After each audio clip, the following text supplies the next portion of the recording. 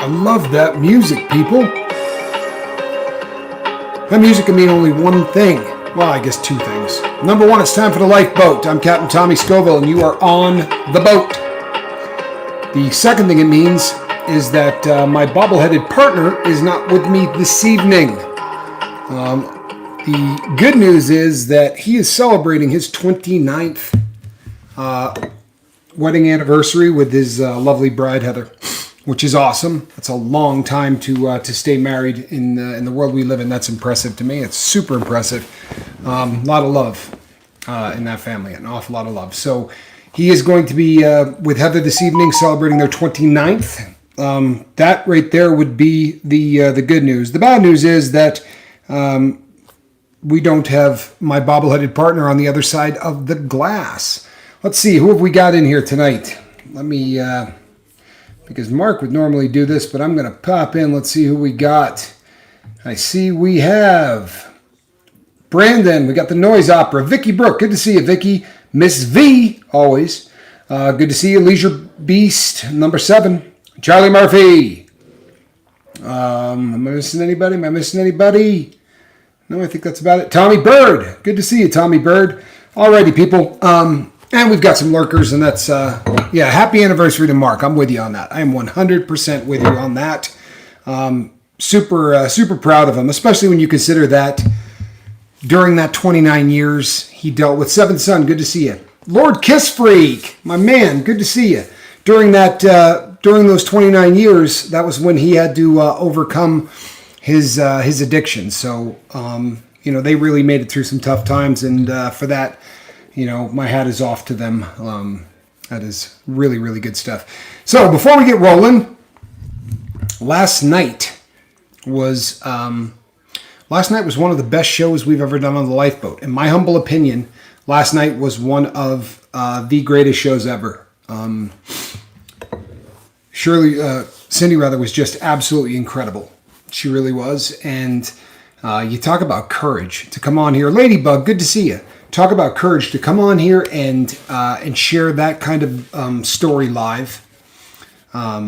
Major, good to see you. It touched my heart too. I'll tell you something. I had a very, very difficult time getting through that interview without breaking down, particularly when she showed a picture of her boy and said I really had no idea that this was going to be midlife for him. That was painful, and I can't imagine just how painful it had to be, for her. But it's I don't know. It dovetails nicely into what we're going to be talking about tonight, because a lot of people in similar situations, and I have seen this happen before. There are situations where people crawl inside themselves and disappear. When something that traumatic happens.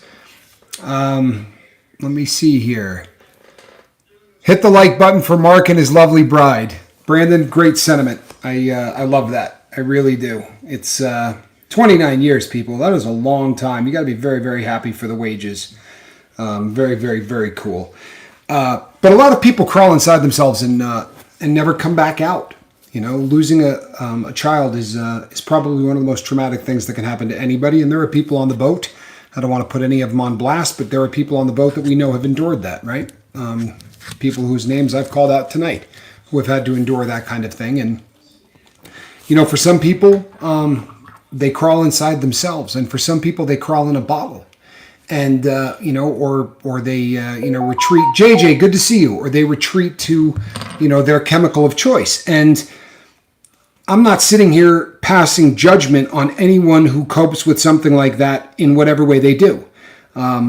Because until you walk a mile in somebody's shoes, you really don't have, a leg to stand on to pass judgment on anybody for any reason. That being said, it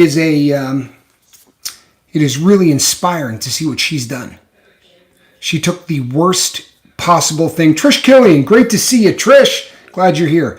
She took the worst possible thing that ever could happen to a human being and turned it into something incredibly positive. She's out there on the front lines fighting every single day. And let's be really honest, her credibility coming here last night and talking about overdoses blows my credibility out of the water. right? Who possibly could have more credibility than somebody that lost a loved one to this plague? This plague that no one seems to be doing a whole hell of a lot about. It's somewhat frightening that this just continues to churn on. You know, I did a short yesterday. We filmed it last night, where we had a clock ticking in the background, and you know, just the sound of a ticking clock, which is something I deal with a lot, right? Because of what I do, it starts to sink in that every time that second hand makes 3 revolutions around your watch, somebody in this country just died of a drug overdose. So for her to put herself on the front line and take the most negative thing that possibly could have happened and turn it into sort of a battle cry to try to save as many people as she can, I think is heroic. I mean, at a minimum, it's heroic. It's epic, is what it is. And for her to come on and demonstrate that kind of courage to come and tell her story to a group of people she's never met. She has watched The Lifeboat before, so she probably had a pretty good idea, and she knows wages really well. Thanks, JJ. That means a lot to me. I mean that. That means a lot to me. We would like people to hear that video, our short, if you haven't seen it yet. I want people to hear that and know that there's hope, that there is a place where people aren't going to judge them. But since yesterday's live feed, we picked up about 20 new subscribers, which is awesome. You know, it says a lot about her. It really does. It says a lot about you guys, and what you're doing for the channel. So thank you. Continue to share this. If you haven't hit the like button, please go and do that. And if you're listening to the sound of my voice and you have not yet subscribed to The Lifeboat, why have you not yet subscribed to The Lifeboat? Survival game, great to see you. Glad that you're here. So people, tonight's, if you saw the thumbnail tonight, I had a picture of planet Earth taken from outer space. And the caption says, "Why are you here?" You know, since I'm not going to get into to what, you know, everyone's different religious beliefs are, because this is not a channel we do that on. However, I'm also not a hypocrite. So I will tell you that when the question comes up, you know, the meaning of life, for me, Rip Curl Readiness, good to see you, my brother. When the meaning of life comes up and people discuss it, you know, this is one of those topics where people say, you know, the meaning of life is a mystery. What we're doing here, you know, where we're going, how this ends, all of that is a mystery. People, to me, it's not. I'm not going to sit here and try to convert you to my religion or anything else, but I would be a hypocrite, and I would not be the person that I want to be if I didn't tell you that I have a very firm belief in God, and it drives these days a great deal of what I do in my life. And I'm not here to, again, to talk to you about, you know, my Lord Jesus or any of that. It's not why I'm here. I'm here to try to help people get off drugs, and I don't want to offend anybody or run anybody off because my religion is different from anyone else's. But when you start talking about what someone is doing here, look at this woman last night. If I asked her, "What are you doing here?" and I don't mean on the boat, although that's a great question, and we'll visit that before the live feed is over. We're going to visit what you're doing here on the boat as well. But on the earth, right, on this planet, what are you doing here, right? Do you think she would have a problem answering that? Because I promise you she wouldn't. She's trying to spread love as far and wide as she can, and she's trying to save as many people as possible from going down the same route that her son went down. And if you caught the live feed, then you know that. Christine, good to see you. If you caught the live feed, then you know that he had been using fentanyl for 2 weeks. This is not somebody that abused this drug their entire life. And I was live last night, so I missed the Lifeboat. I need to watch the replay. I'll tell you something. I normally don't say, boy, you really got to go back and watch me, right? Because it's just one of those things that sounds, but this isn't about me. But you do need to, if you missed last night's live feed, you need to see it. And it's not because of me, or it's not because of my partner either, who I love and I think is awesome. But our guest last night was magic, really magic. A woman who lost her son, who only got, you know, as she said, in 2 weeks of doing fentanyl, that was the end. And this is not the exception; it's the rule. More often than not, the people who are dying on and overdosing from this. Thank you, Lady Fiona Crispin. The people who are dying from this are not people who have built up huge tolerances. Wait for it. Good to see you. Full house, glad to see you. No, the people who are dying are people who haven't built up tolerances. And this stuff it is so sad, survival, it really is. But what she has done with it, she could answer the question, what are you doing here? She could answer that question, and there wouldn't be a hesitation. There was a movie that was very, very popular in the 1990s, and it was called City Slickers.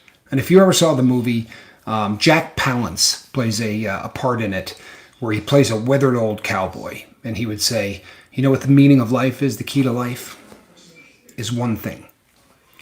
And, the guy said, well, what is that one thing? And he said, well, that's what you have to figure out. And I'll be honest with you, I think that there's something to that. I really do. For Cindy, she has figured out exactly what that one thing is.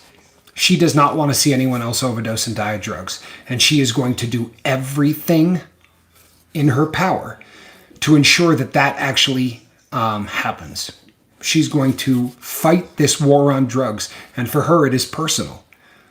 And I'll be honest, it's pretty personal for me. Not the same way. I thank God. Jeff, good to see you. I didn't lose a child to an overdose. Thank God. And I didn't lose a sibling or a parent or anything like that. Not that I haven't lost a lot of friends, because I have. But my personal war on drugs is because I lost me. I'm here and I'm living the dream. I really am. I play with watches every day, which I absolutely love. Driving, so can't chat, no phone number tonight. No, there is not going to be a call in tonight because my partner Mark is not here. So I'm going to have to do this for an entire hour, which I think I could probably pull off. Jenny Medley, how do I get, you want to get off Suboxone? She's having a hard time with this. Okay. Now, here's the nice thing about Suboxone, and we're going to change the subject matter for a minute because I don't want this to wait to the end in case Jenny has somewhere to go. If you want to get off of Suboxone, you're on one of the few drugs in the entire world that you can titrate off of. The vast majority of drugs out there, like chances are if you're on Suboxone, then you were addicted to a stronger opiate at one time in your life. And you probably tried everything in the world to get off of that opiate before you went to Suboxone. So you probably said, all right, I'm doing a gram a day of heroin, or I'm doing 40 pills a day, whatever the case may be. I'm going to cut down and I'm going to do 35, right? And then I'm going to do 20. And it's impossible. There's no way to do it. Your body will never put up with it, because once the receptors at the base of your brain get addicted to a very strong opiate, it will not put up with you cutting down. You have to understand how this works, people. And if you could see the opiate receptors on the brain, they get coated, right? When the opiates come, they attach to them and they coat the stem. And when they do, your brain gets a level of peace that goes throughout, right? So once they start to fall off, that's when you get that feeling that you got to get the next one. The beautiful thing about Suboxone is, in a very, very small amount of the drug, covers every single receptor. And it's like spray paint, as opposed to just attaching onto it like any other morphine molecule would. Suboxone goes by and paints it and just covers it. So at any point during the day, your brain believes that you just fixed. And it's the reason that Suboxone helps people stay off of drugs. And it works. Now, if you have gotten to a point where you want to be off it, you can decrease your dosage. And you can do it in such a way that you're not even going to know it's happening. Now, I've heard people say, let's say you're doing 8 milligrams a day, which people, that is an average dose, right? Some people take 2 doses a day, right? And there are even some people that take 3 doses a day. The days of 4 and 5 are over because they won't write a prescription anymore for more than about 24 milligrams. But if you're taking 1 strip of Suboxone a day, the old adage used to be that just cut that in half. I don't recommend doing that. So if you've got a strip of Suboxone, this would be a very large strip of Suboxone, right? They're quite small. But if this is your strip of Suboxone, take about that much off of it, right? Just take a little bit off of the top. And then, yeah, you're doing a half a strip a day. Okay, fantastic. So you're taking right now 4 milligrams a day. What I would do is I would knock off a half a milligram. And I would, for 3 to 4 days, I would do a half a milligram less. So you're doing 3.5 milligrams a day for 3 to 4 days. And then I would go down to 3 for 3 or 4 days.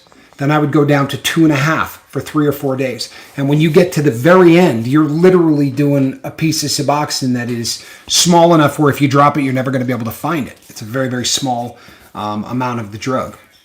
Now, after that, right, you get down to 0.5 milligram. You could cut that in half and do 1/4 milligram a day.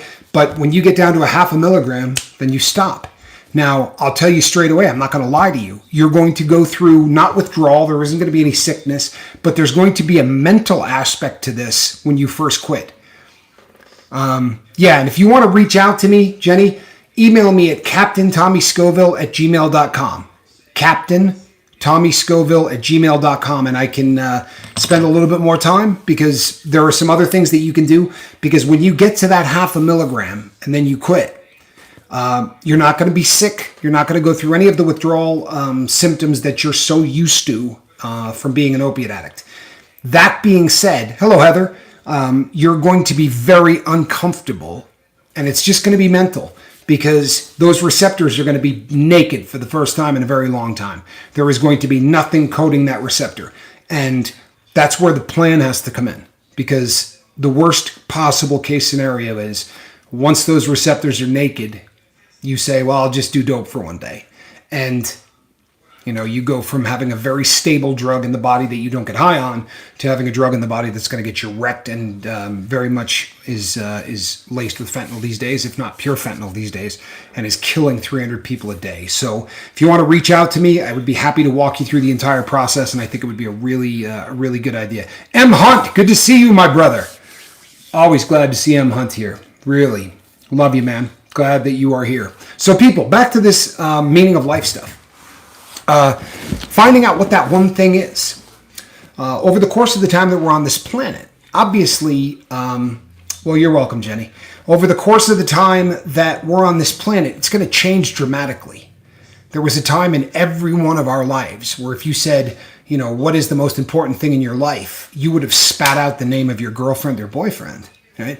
There's a time in your life where you literally can't think of anything else, and it is the absolute focus. Hello, Johnny. It is the absolute focus of every single thing that you're doing, right? Blue Dazzle, it grabs you so much that there isn't anything that you can think about other than that.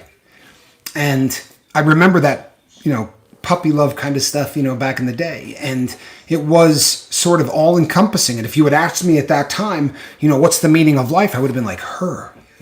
That is the meaning of life. As we get older, there are a lot of people that really wrestle with this. And I can't tell you what the meaning of life is, people. I promise you there's no chance I can answer that question. But what I can tell you is this. You have to be able to answer that question for yourself. The one thing I can tell you is that it isn't dope. It's not booze. It's not cocaine. It's not methamphetamine. It's none of that crap. But if you're in that life, right, then that is the meaning of life for you. That is why you are here. You are here to ensure that you get that drug into your system every day. Whether you have to steal, whether you have to prostitute, whether you have to do whatever, you're going to get that drug into your body. And I think it's really important that we realize just how ugly it is. That we allow the meaning of life to be a drug. Is Mark okay tonight? Blue, Mark is fantastic tonight. He is celebrating his 29th wedding anniversary with Heather, and the two of them are heading out, which I think is awesome. Mike, I test my faith every day to see if God wants me there or not. I do dumb things that could get me killed. Somehow I am still here. You know something? I don't know that testing the faith is a great idea. Not judging you because I spent 3 decades doing it. I spent 3 decades of my life sticking needles in my arms and robbing banks and doing some of the dumbest things that any human being could do. So I don't judge anybody that lives a lifestyle that where you're literally testing fate every day. However, I think the reason that I'm having this conversation today is because when I was doing that, the drug was heroin. It wasn't fentanyl. And had I come up maybe 5 or 10 years later, had the drug that I had been doing, if it had been fentanyl instead of heroin, I can assure you that I would be dead right now. Plain and simple. And the question becomes, is the buzz worth risking your life for? And if you're addicted to opiates, this is a drug I know a whole hell of a lot about. You're not getting high. You're not. The high becomes going from feeling like hammered dog poop to feeling normal. And that brief second going from feeling like you're going to die to feeling like your life is okay for 15 or 20 minutes becomes the entire high. But if this is what you're living for, my friend, there's a better way. There really is.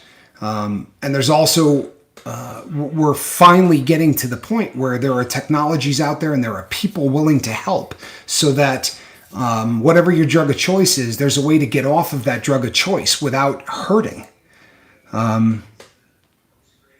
Sorry, hold on. Wait for it. I read somewhere a dude named Paul. He said, I do the things I know I shouldn't do and do what I should. What a wretched man I am. Funny thing happened to Paul. I think it was on the road to Damascus. So the question becomes, what is the meaning of your life? The question is, what do you get up for in the morning? And as I said earlier, I would revisit the concept of what are you doing here? And I don't just mean the earth, I mean on the boat. There are individuals who come here every day drunk. There are individuals who come here every day high. No problem. I have no sound. Can we get a 5x5? Paul was once Saul. Remember that, people. Yes, Tommy Bird, well played. I have sound. Okay, good. Addict, I think that everyone else has sound. So you might want to turn the volume up or something. Thank you, everybody. I really appreciate that. The question becomes, people, I have no idea what I was talking about, which really stinks, but I have absolutely no idea what I was talking about. Which happens from time to time when you do a 1-hour show every day.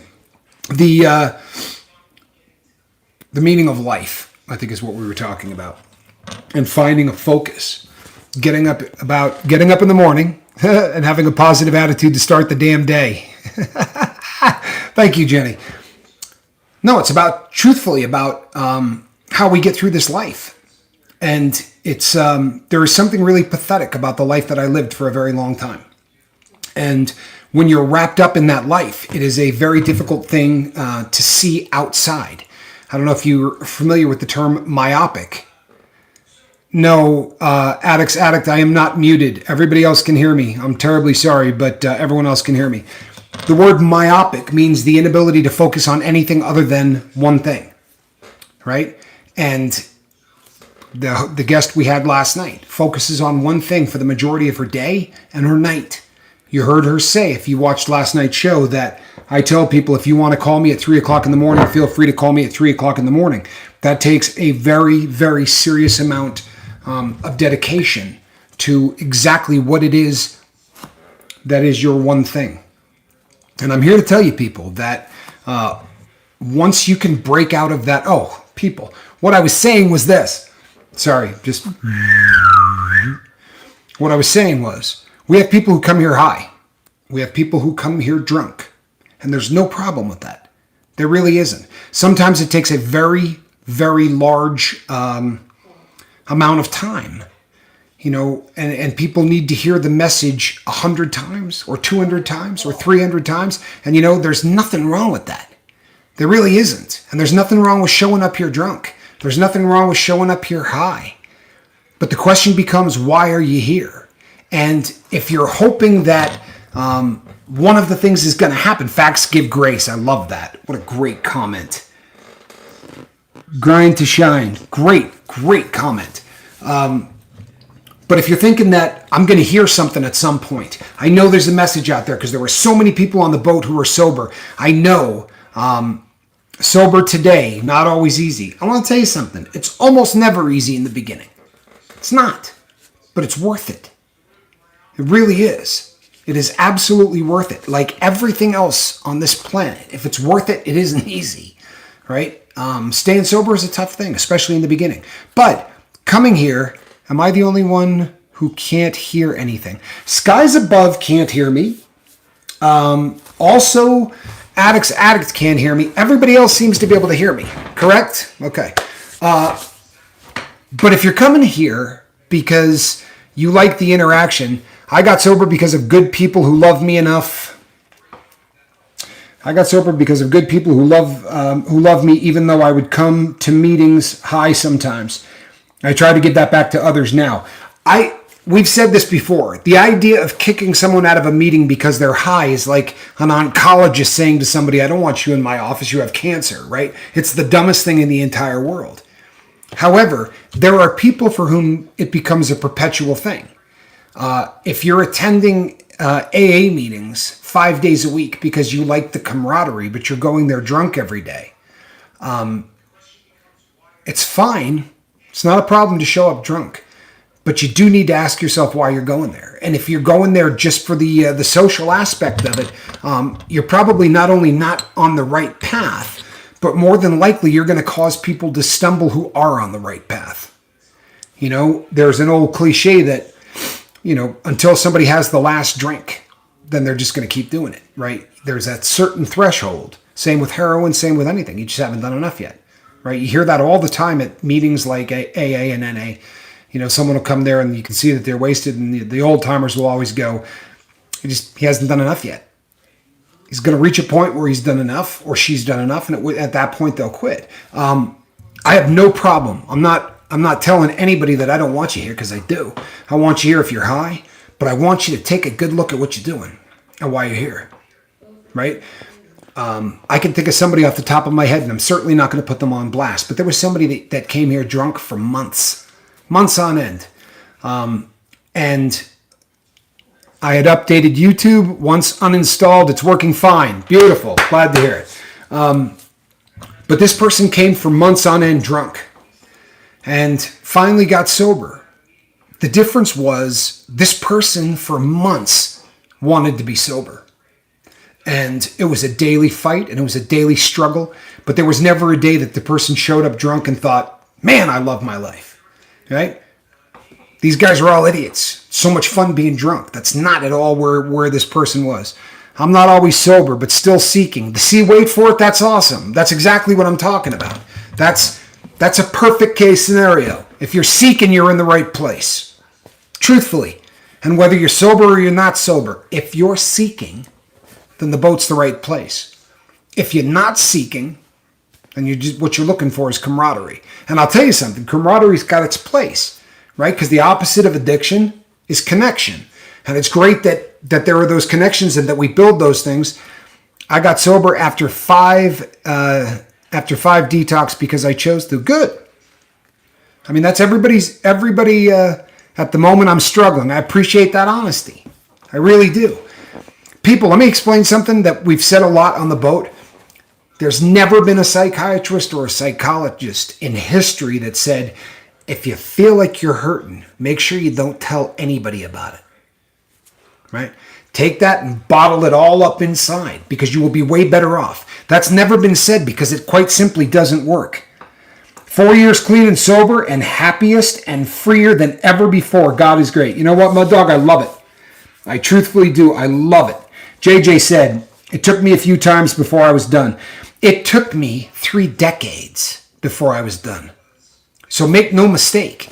I'm not casting aspersions on anyone who takes a while because nobody relapsed more than I did. Nobody. Wait for it says. And we struggle always. Sometimes it's not so easy to see. No, you know something? I do believe that after a period of time, being drug-free brings freedom. Amen. I think after a period of time, and I think this is an important thing to think about, there's never anybody there when you want them, but we are there for others. You know what? We're here at the boat. If you need us, I promise you we're here. If you can't reach me or you can't reach Mark, there is somebody. Go over to the Facebook page and reach out and say, I'm hurting, and there's always somebody there. I promise you that's the case. And anybody that knows me, right, and there are people here that know me pretty well, I will drop whatever the hell I'm doing. My brother can attest to this. A lot of people can. I will drop what I am doing. I will shut down whatever I am doing if there's somebody that needs help. There was somebody that reached out to me the other day via text, and I pulled the car over on the side of the road and got out in a parking lot because I'm never going to, I don't want my busy schedule to ever be something that causes somebody to stumble. I'm not sure if I've had enough yet. Been sober 11 months, a battle every day. You know something? As I was saying before I squirreled off, when you start to talk about what's going on in your life, if you're hurting and you take, hey, happy anniversary, Wages. He says, love you guys. See you tomorrow. 29 years with my best friend and my son's 27th birthday. You're in good hands. Thank you. I appreciate that. Look, there. Seventh, I realize that there are times it's a struggle, but taking the time to say out loud, I'm struggling, is the first step to getting sober. When we start talking about it's a battle, but it gets easier as you go. It does. And it gets a lot easier if you learn techniques, right? There are certain things that we talk about all of the time here on the Lifeboat. You see this thing? This thing can be put right here. While it's here, nothing else can be there, right? We talk about this all the time. And if you're really smart, because I'm not, but if you're really smart, you'll know the name of it. It's so-and-so's law of, what does that mean? Tell me. What does what mean? I'm not sure, Seventh. I'm not sure what you, rephrase that, Seventh, because I'm not sure. I squirrel around. I'm not sure exactly what you're asking. But if you rephrase that, I'll answer it. Two things can't occupy the same place at the same time. The truth of the matter is when you start feeling like you're going to relapse, when you start feeling like you're going to get high, you don't have to clear that out of your head for the next 35 hours. What you need to do is fight through about 10 to 15 minutes. In many cases, 5. If you replace the thought you have in your head with something else, more often than not, that's enough to take care of it. And that's a fact, right? These are things that have been studied. They really have. Your brain can't think 2 thoughts at the same time. So if you're sitting there and you're struggling and you're concentrating on using, well, then you need to replace the thought. You absolutely have to replace the thought. And there are some techniques that you can do to make sure that happens, right? Don't stare at the same 4 walls. Get up and get the hell out of the room that you're in. Go outside and let all of your senses get bombarded with something that wasn't happening a few seconds earlier. That is a absolutely surefire way to change what is going on in your head. You can walk outside feeling like hammered crap and get out there and go, man, all I want is a drink. What does that smell? What is that? That's it. I mean, seriously, you smell something, it's gonna, no idea how long it wrote that wasn't what I said. Oh, okay. Well, all right. Just wanted to make sure I wasn't not answering something for you. Biking is my savior. It's low impact, so if you have knee problems, it doesn't hold you back so much. You know something? There are a ton of people who are in recovery that swear by biking. And I think I understand why. Number one, he's right, low impact, right? So it's a lot easier on the body than running. But one of the other things is you've got things going by you so fast that you're constantly looking at something new, right? You suffer with agoraphobia. That is a difficult thing. If I'm not mistaken, agoraphobia is where you do not want to be around people and you want to stay inside. And if that's the case, that really is tough. Of course, endorphins is another thing. But repetition equals lifestyle. I love that. Who just said that? Wait for it. Great. But that's a fact, people. We've talked about this a lot. We did a show called Downtime Can Be Your Downfall, right? Because if you've got time on your hands, if you're sitting on the couch doing absolutely nothing, I promise you, you're going to think about getting high. The more you can, in prison, they call it programming, right? You don't want there to be any period of time at all that you're not doing something. Because if you get 2 hours to sit and kill in prison and think about something, you're not going to think about really lovely thoughts because you're in prison. You're going to think about the stupid things that you did to land you there. You're going to think about the fact that the people you love are getting old without you there. It's some of the most painful thoughts that you could possibly endure. Really one of the tough things to do. You understand what I'm saying? This is, so you constantly want to, hold on one second, people. It really is one of those situations where the more you can schedule, the more you can have a routine of the things that you do. This is why I beat to death some of the things that people send me emails and go, "This is the stupidest stuff in the whole world. I can't believe you continue to say this." Get up and make your bed. Think it's dumb? Get up and make your bed. It's huge. Whether you realize it or not, it's life-changing. There is a best-selling book by that name, Make Your Bed. Huge best-selling book. Yes, I just got a bike and I can't go all the time. Yeah, no, any kind of exercise is great. There's no argument. There's a lot of people in recovery. Nature walks or just being outside is amazing. True. Absolutely. But you realize that every one of you is naming something that bombards the senses and at the same time exercises the body. Right? These are things that you do that make sure that you're not thinking about getting high. I noticed none of you said sitting on the couch and watching Laverne and Shirley and eating a 5-pound bag of Oreos. Right? Nobody says that. Because that kind of behavior can literally drive you to drink or to smoke or to snort or anything else. I don't like to go out. I stay home most of the time. This week, I'm definitely going to the beach and I will probably do a live stream. My pool has been a lifesaver. Good. Once again, people, if you're staring at 4 walls, and I did this experiment, right? I lived in a place where you couldn't get outside. I lived in a place where you could not get away from 4 walls. I don't know that I have a TV in my house. I don't ever watch it, right? There's something to be said for that. But staring at the same 4 walls in a lockdown prison, when I started going, when I really started going in the wrong way, and my head started going to some place I didn't want, I couldn't get up and walk out. I couldn't go outside. I couldn't. But I vowed that when I left that place, that I was going to watch every sunset I could. I was going to watch every sunrise I could. And if I start feeling bad, I'll look at the people around me and go, I got to go outside right now. This is threatening me. It's threatening my sobriety. I'm going outside. I got to get away from you all for a second. No hard feelings.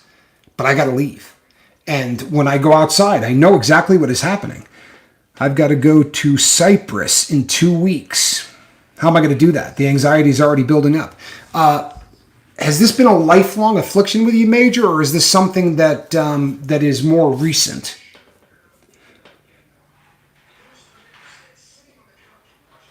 I used to jam my face into the window, right? I've told this story before. They had a mesh screen and I would get my face because I didn't want to be able to see. Quite recent. Okay, that makes a lot of sense. It really does. It makes a lot of sense. So what the anxiety that you're dealing with, more than likely, if it's brand new and you said you just got sober after 5 rehabs, this is something that everybody who just gets sober goes through. We feel like for the longest period of time, the reason that we were able to cope with the outside was because of our drug of choice, right? As a heroin addict, I worked as a public speaker. I did all kinds of things where I could go and talk to large groups of people. And I get anxiety in public with big crowds. A lot of recovering addicts have to deal with this. But when you start to understand anxiety and when you start to understand exactly how it works, once again, what you want to do is, people, if you realize how the brain works, and we did a couple of shows on this, so you can go back and watch it again. I don't want to put you all through me repeating everything that I've done in other shows. But we did a show on this. And what you're doing is you're shifting your brain from one spot to another. So when you start feeling that anxiety and that you feel like a panic attack is coming on, these things right here, the eyes, are not attached to the brain in the way you think they are. We tend to think that our brain sees everything that's going on because we got these 2 eyes here in the front. Our brain doesn't see, period. So when you start to struggle with anxiety and you start going and you start breathing different, in your brain is thinking, I could be getting attacked by a bear, right? There could be somebody pointing a gun at me, because the brain doesn't understand why you're starting to go into a panic. So the reason that they tell you take a deep breath and count to 10, because no one ever being chased by a bear, right? No one ever in a situation where their life is actually in jeopardy would ever stop, take deep breaths, and count to 10. You're telling your brain this isn't a big deal, right? Now, what we have to do is we have to shift to the rational part of our brain. That's the part in the front. Very last part of our brain to develop. New science says it's not fully developed until we're older than 7 years of age. But this is the logic center of our brain. Is it logical that we are panicking about stepping outside of our apartment or our house? No, we know it's not. So obviously, the logic part of our brain isn't in charge.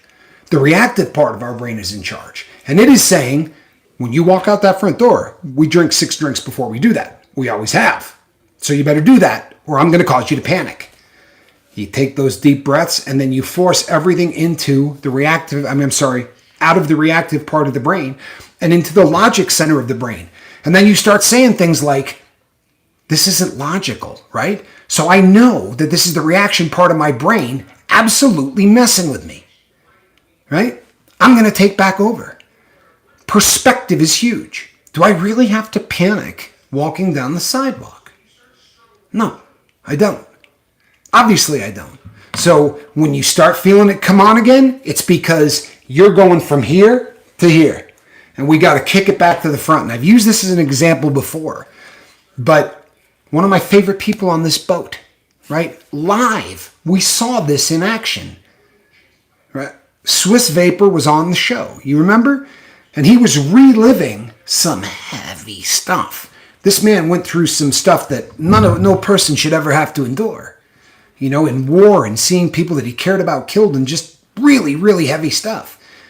And just, you know, recalling this and telling the story to myself and my bobble-headed partner, he started to slide.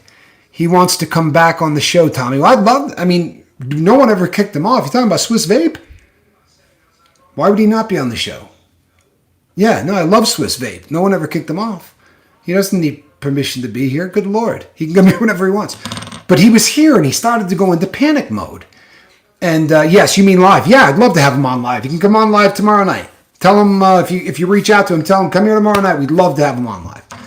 But you could watch him sliding into panic for not illogical reasons. These were wildly logical reasons. Because in his brain, it wasn't just a matter of thinking about war.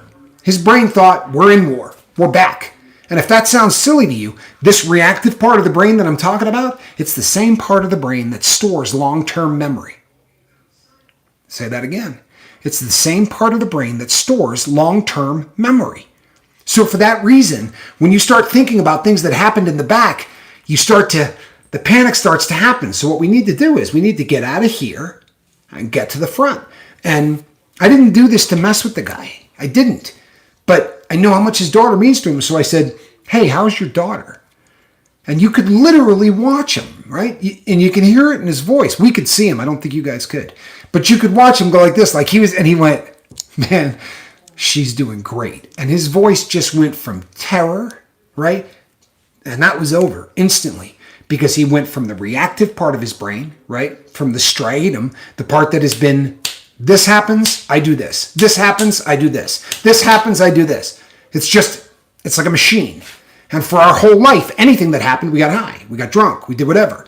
So the reactive part of our brain, if we're not willing to give it exactly what it wants, it says, I'll just throw you a panic attack. I'll get you scared, right? I'll make your breathing get really fast.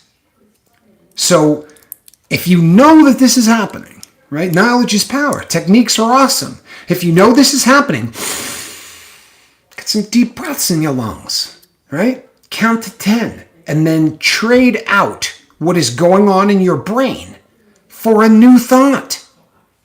The new thought can be just anything that you're going to do to switch from here to here, right? I have a happy place. I do. I have a place I can go to. My daughter is a happy place. I can think about my kid and it's instant. My agoraphobia was so bad that I couldn't be home alone or even drive. Yeah, Vicky, that's awful. That really is. Okay, yeah, I'm sorry. No, it is good to talk. It is. Communication can't take place in the reactive part of your brain. You understand this, right, people? It can't. There is absolutely no chance that you can have a conversation using the reactive part of your brain.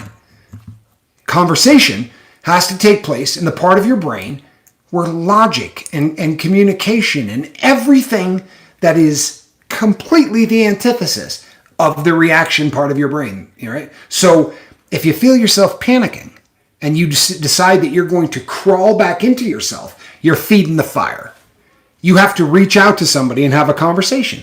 And when you start to say these things to people, they have a way of defusing. Hey, I just wanted to call you. All right, Captain, what's going on?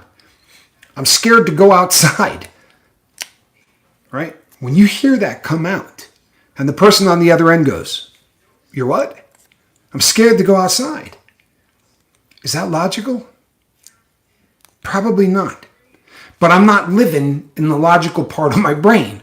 I'm living in the reactive part of my brain. Well, if I can get you to talk to me for 3 minutes, you're not going to be in the reactive part of your brain. There's a reason that we say that the opposite of addiction is connection, right? We crawl into ourselves. When we are in a bad place as addicts, we crawl inside our place. Especially not where I live. People think you're a nutter. I got to tell you something. I'm not trying to laugh. I love that. We don't say that in the States, but I have always absolutely loved that term, a nutter. It really is just one of those great expressions. Reach out to anybody on the lifeboat. Nobody here is ever going to judge you, no matter what comes out of your mouth. I'm feeling insane, and I'm feeling like I can't go outside, and I'm scared. Nobody here is going to go, what? It's never going to happen. You understand? Never. Because all of us have wrestled. It may not be the same demon, but we have all wrestled with demons. And do I think it's logical that a person would struggle to get out of their house? No, I don't. But that's because it's not my demon. And I really doubt you think it's logical that someone would do $700 worth of dope a day knowing that every single shot could kill me.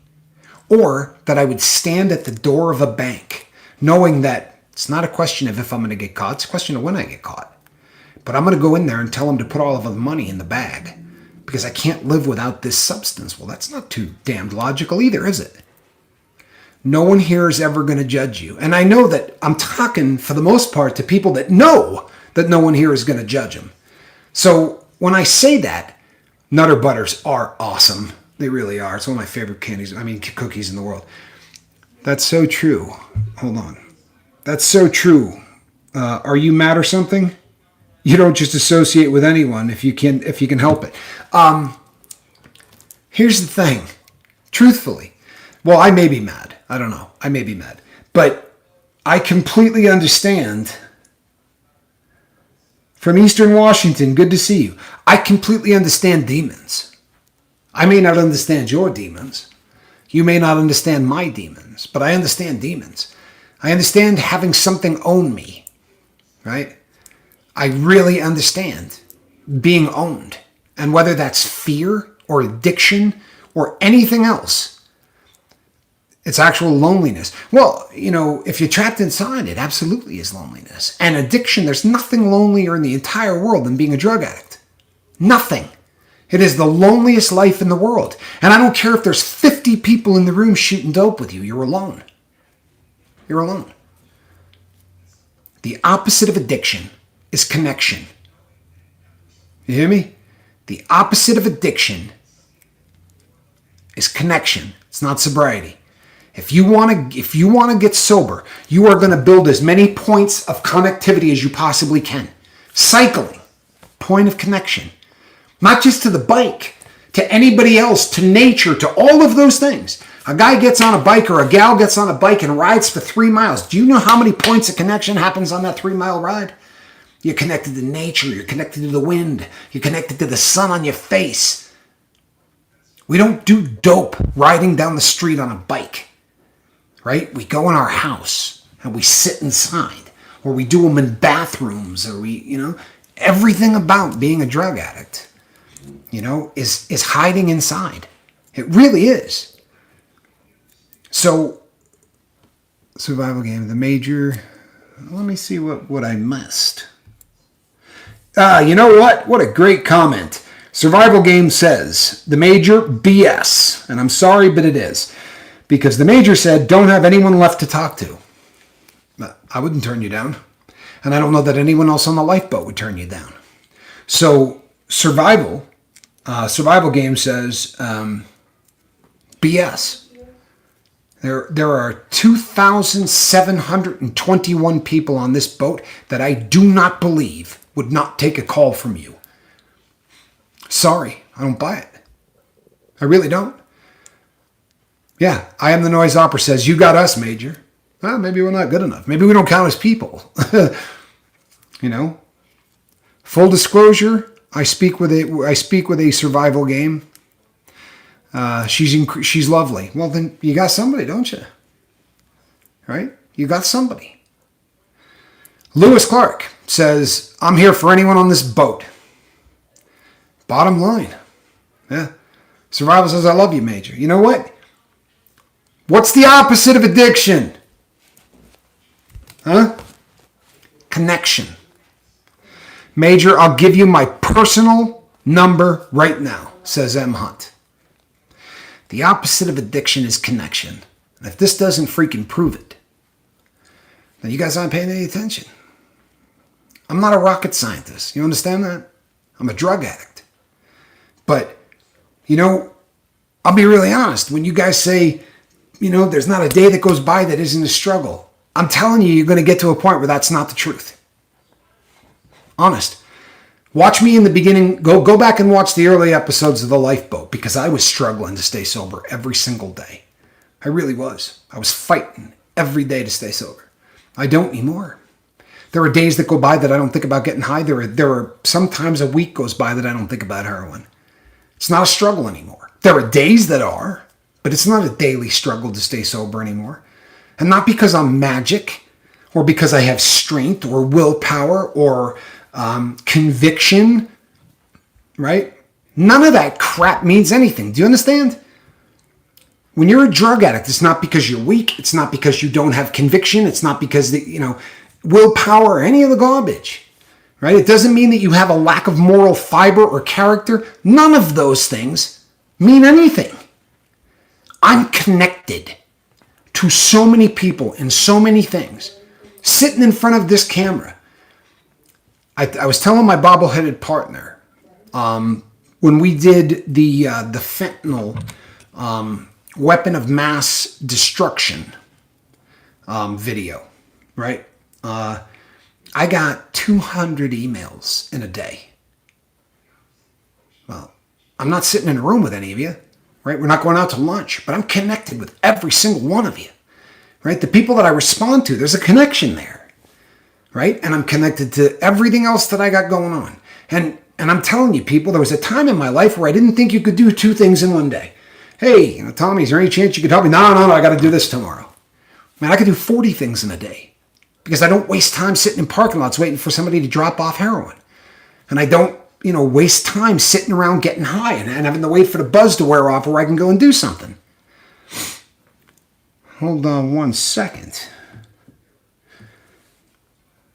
A Highland girl says, hi, my first live. Well, welcome to the Lifeboat. Glad to have you. DJ Dario, Mr. T, good to see you. Yeah, welcome to the Lifeboat. Glad that you're here. Boy, and you picked a day where I'm railing. I'm not usually the fire and brimstone preacher. But I'm going to tell you something, people. This isn't rocket science. It really isn't. Rip Curl Readiness says, that is a fact. I have people reach out to me from time to time about all kinds of things. And they do because they know they can with no judgment. And my friendship doesn't come with strings. Boom. Right? Boom. And you know what? Here's the incredible thing, people. Who's ever reaching out to him, he's getting just as much out of that as the person that's reaching out to him. You know why I'm willing to take a call from any single person that I possibly can? Because it keeps me sober. Seriously. Because it's my drug of choice. Because when I pull over on the side of the road and I start talking to someone who says, I really feel like getting high. And at the end of the call, they go, I think I can get through this. I'm not going to get high. My brain dumps feel-good chemical on me. And I think I'm making this up. Do a little research. Like, this has been studied. Nothing will dump more feel-good chemicals on you than service to someone else. That's a fact. It's a stone cold fact.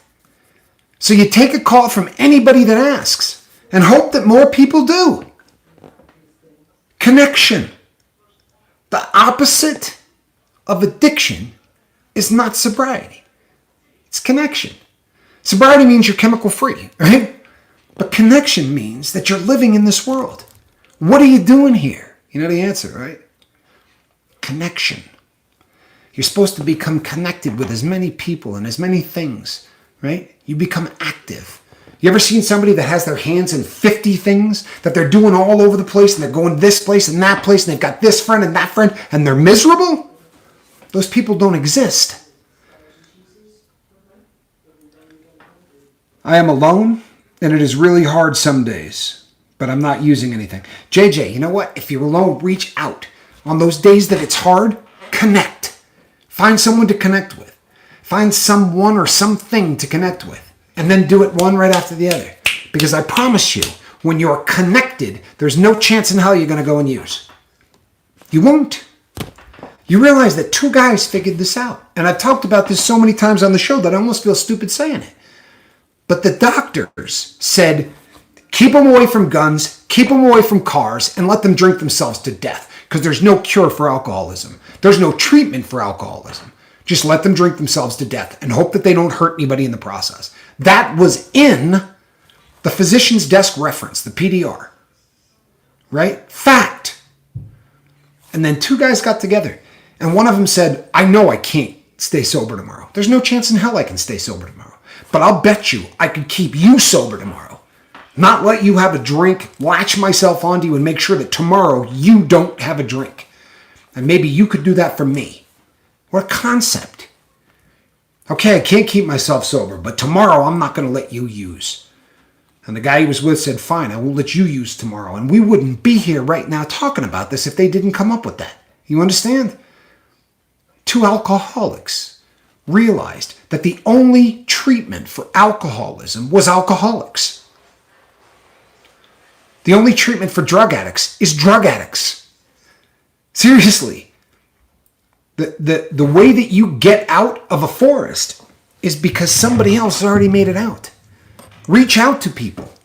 Get seriously involved in the lives of other people. Don't bottle yourself up or you're going to end up relapsing. In fact, who's kidding who? If you're bottling yourself up, you've already relapsed. You just haven't gotten drunk or high. Right? Go back about 5 videos. We go over the stages of relapse. Right? We go over it. Thank you, Tommy. Bird means a lot to me, and I mean that. Yeah, I really mean that. I won't feel guilty for drinking. Is that kind of an out of the blue comment? Did I ask you to feel guilty for drinking, my brother? Did I say that out loud? I don't remember asking you to feel guilty about anything. I'm not much on laying guilt on people.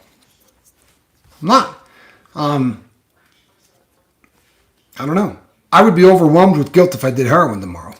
Boy, it would absolutely knock me down. You know? It really would knock me down. But I'm a heroin addict. I've dedicated the rest of my life to being sober. So for me, I would be riddled with guilt if I got high. You know? This is a great place. Just love to be here, and I'm grateful for all of the sound advice and connection. There are many isms, and all of these things are helpful. Christine, that is a great comment. Thank you so much. Very, very kind. That is just a really, really kind thing to say. And she nailed it, right? Advice, I mean, my advice is advice, right? I'm parroting other people's advice that were way smarter than me. But connection. The reason that people come back to the lifeboat isn't because of me, and it's not because of my bobbleheaded partner. It's because of you all. It's because they feel connection with you. Go back and read the comments on any video and watch you guys interact with one another. You're here because of that. The lifeboat is connection. That's what it is. You know, bottom line, that's what the lifeboat is. And I assure you, I'm not trying to make anybody feel guilty, man. It's not my get down. It doesn't do any good. In fact, my experience has been that guilt drives people back to the things that they want to quit more than anything else. I'm an alcoholic. I live alone. The only person I'm hurting is myself. You know what? Maybe you should reach out to me because I really want to answer that, but I don't want to do anything that's going to offend. You could very well be right. Self-justification. Well, here's the thing, and I'd rather do this one-on-one. I really would, because I'm not trying to bum you out or anything else. But I have never met an addict that didn't say the exact same thing. I said it, right?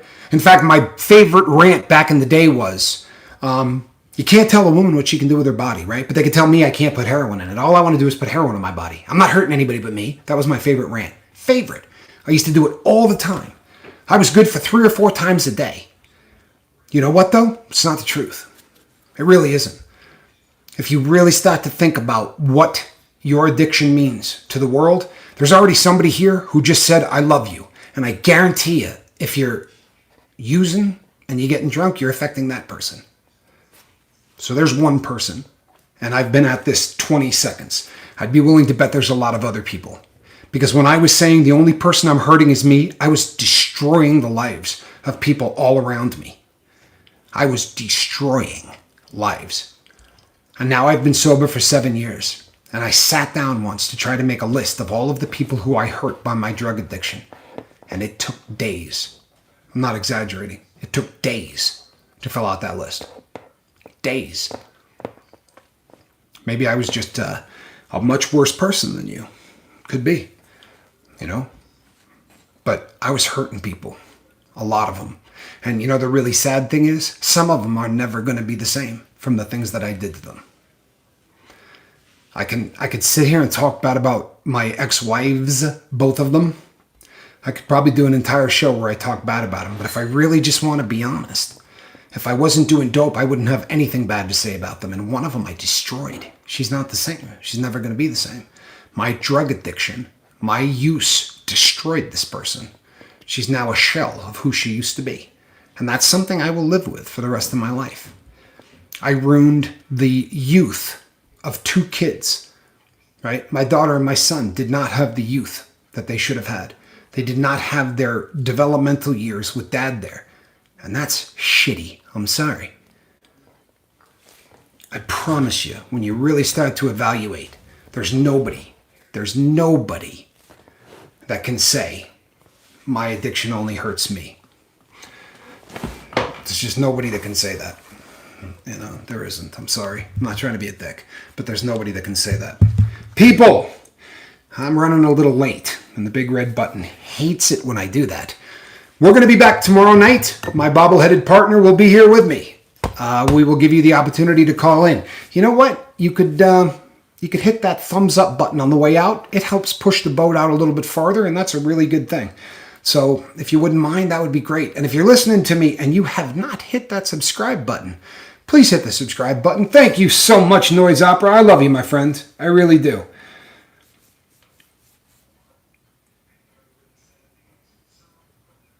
You know what, Major? I love you, bud. I really do. I love you. But you wallow. And wallowing doesn't help, bud. It doesn't. Reach out to me. You and I can talk one-on-one. You have my email.